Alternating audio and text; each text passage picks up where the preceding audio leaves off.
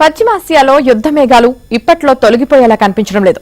ఇరాన్పై Israel, America దాడులు, ఇజ్రాయెల్పై గల్ఫ్లోని చమురు రిఫైనరీలు, America స్థావరాలపై Iran క్షిపణి, డ్రోన్ దాడులు కొనసాగుతున్నాయి.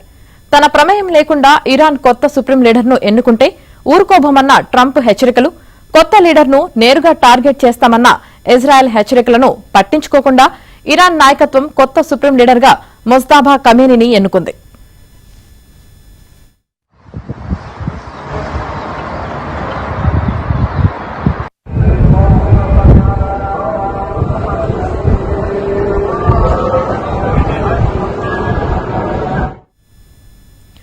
మరో 6 నెలలు యుద్ధం చేయగలమని ఇరాన్ రెవల్యూషనరీ గార్డ్స్ ప్రకటించింది.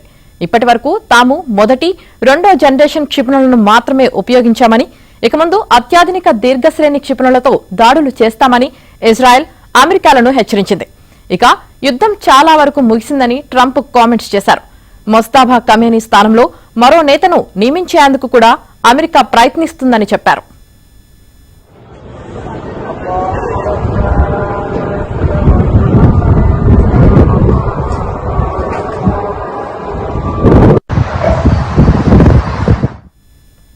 ఇక అటు ఇరాన్ సుప్రీం లీడర్ గా ఎన్నికైన ముజ్తబాకు రష్యా, చైనా పూర్తి మద్దతిచ్చాయి.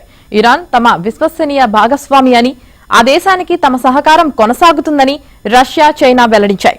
ముజ్తబా ఖమేనీని అభినందిస్తూ రష్యా అధ్యక్షుడు పుతిన్ సందేశం పంపారు. ఇక ఇరాన్ కొత్త సుప్రీం లీడర్ను లక్ష్యంగా చేసుకోవడాన్ని చైనా పూర్తి స్థాయిలో వ్యతిరేకిస్తుందని చైనా విదేశాంగ శాఖ ప్రకటించింది.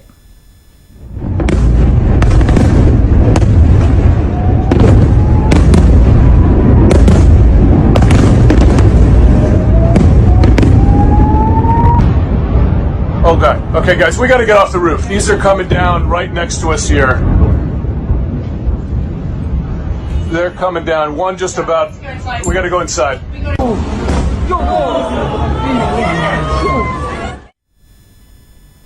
ఇరాన్లోని మినాబ్లో 165 మంది చిన్నపిల్లలను బలిగొన్న క్షిపణి దాడి అమెరికా పనేనని అంతర్జాతీయ మీడియాలో కథనాలు ప్రసారమవుతున్నాయి.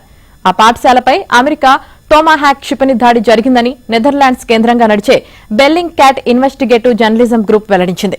అటు 165 మంది చిన్నారులు కన్నుమూసిన మినాబ్ పాఠశాలపై క్షిపణి దాడి చేసినది అమెరికానే అంటూ టెహ్రాన్ టైమ్స్ ప్రచురించింది. పత్రికలోని తమ మొదటి పేజీలో దాడిలో మరణించిన చిన్నారుల ఫోటోలను ప్రచురించింది.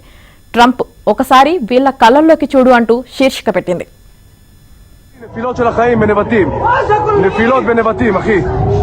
נפילות קשות בנבטים, שומע? וואו! יא אללה, יו! יא!